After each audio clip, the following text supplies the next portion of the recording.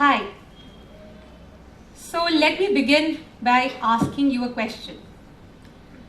Have you ever wondered why in this age, where we have the best of minds, best of technology, best of resources, why do we keep struggling with challenges, some old, some new, over and over again?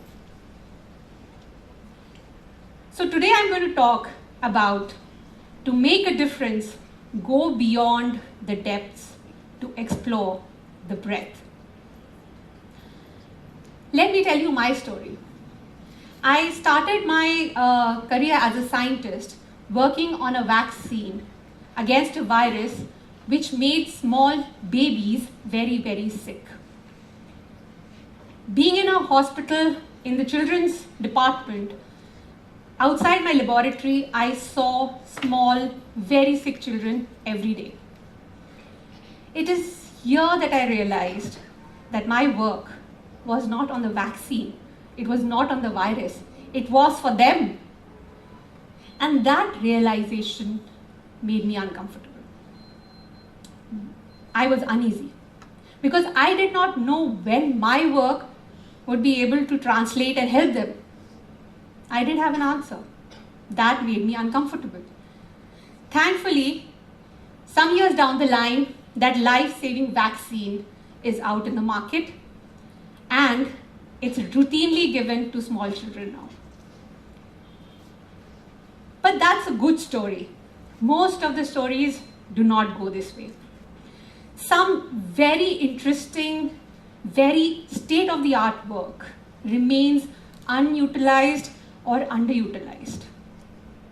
The reason why we as a team of scientists working at that point of time were able to meet our desired end for the vaccine that we wanted to put out in the market was because of my that time mentor, who assembled a terrific team of people from different domains who were working together to solve the problem simultaneously. Years later, he took up a senior government position and he created that structure, that framework where people could accelerate their work, take it faster to the clinic at a much more system level. And long after he stepped down from that position, those structures still remain. So I repeat, to make a difference, go beyond the depths to explore the breadth of your work. How we traditionally work, I felt, was, you would have heard the parable of 5 blindfolded men describing an elephant where they've never seen an elephant before. Each of them describes it differently. And what comes out of it looks like an elephant, but it's really not an elephant. It does not act or it doesn't function like an elephant.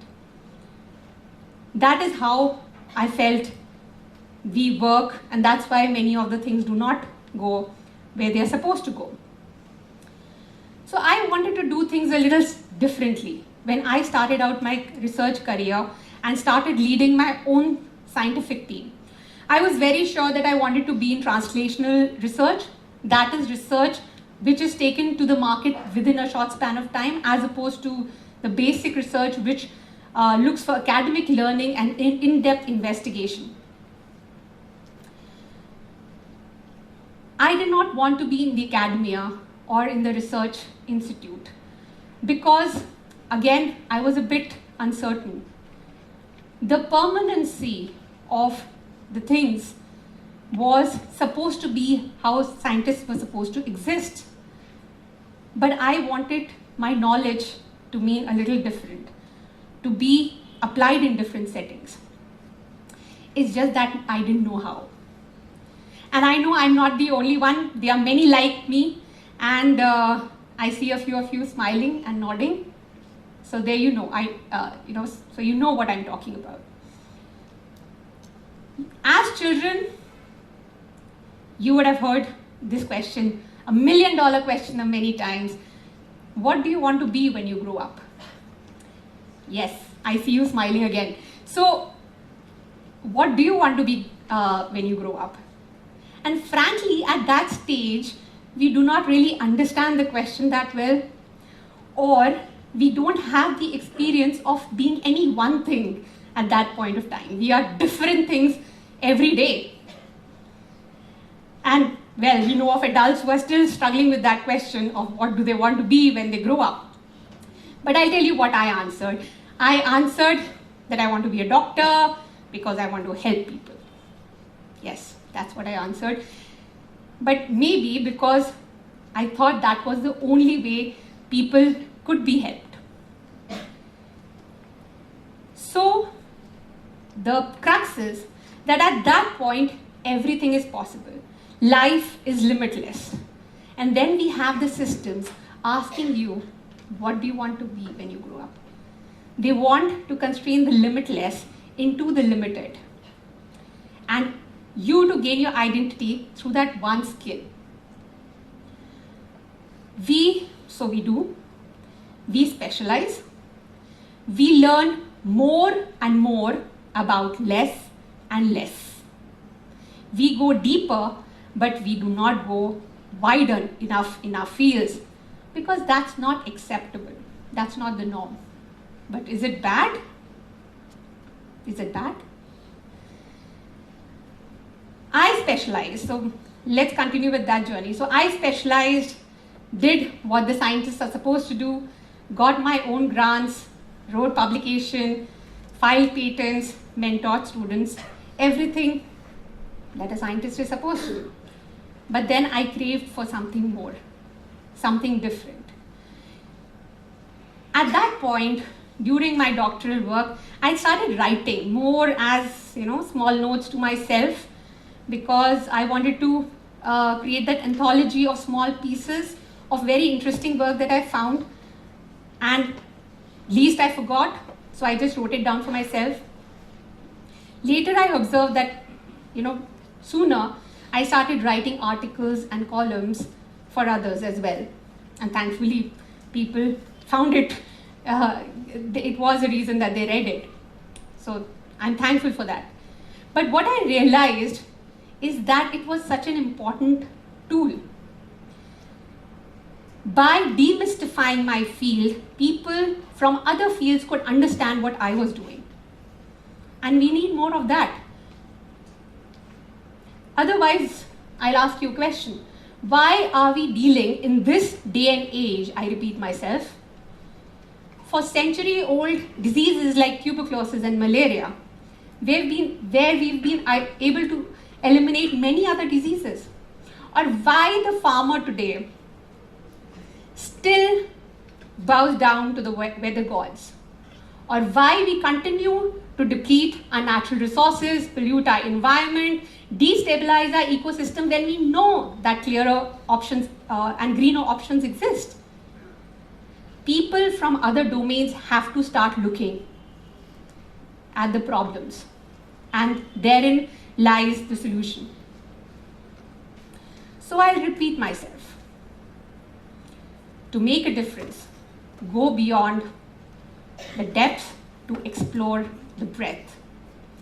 Life and solutions that we seek is really like a relay race. No matter how well we run our stretch, my success depends on my teammates' ability to run his or her stretch just as well. Else we all lose. Passing on our baton is not enough. So, as I evolved, I sought out more experiences than positions. And I again took on the unconventional journey of being a social entrepreneur, which took me literally to the grassroots, working with people, working with innovators in that bid to break the silos. Because I firmly believe in the quote, be stubborn about your goals, but flexible about your methods. Because convention is clearly not working, right?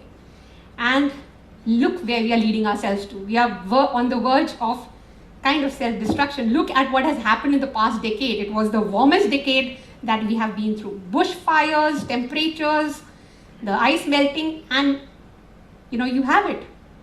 It's going downhill. We need to act now. So coming back to the kids are dreamers.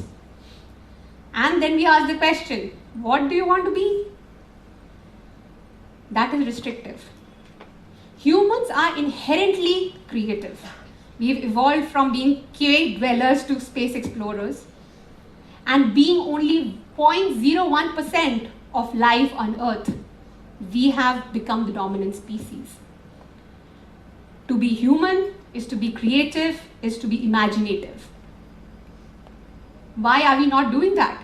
Why are we bent on restricting ourselves when there's clearly a need to unrestrict, unshackle, and unbox ourselves? The Nobel laureate Venki Ramakrishnan suggested that children are specializing too early. And what is that leading to? That is leading to rigidity and confinement, where they are shutting all other forms of learning very, very early in life. But where we are clearly seeing that we are living a life, a world created by people before us. Creativity is what we need. That has what has created the world we live today, and our creativity will lead to the world that exists tomorrow for our future generations. It means applying knowledge of one field into a seemingly totally disconnected field, where you do not see the dots connecting. There you have to look for answers. By the way, read a very good article just 2 days back, and I'm not sure how many of you are aware of it. It was about the Indian Air Force taking its first pilot flight. Now, I mean, what's new about that, right? They take flights every day. But what was different? In this flight, the jet was fueled by biofuel. I repeat, biofuel, not the jet engine or the source of the jet propellers that we get from natural sources, but biofuel. And how was this biofuel created? It was created from agricultural residues. That's what we are doing.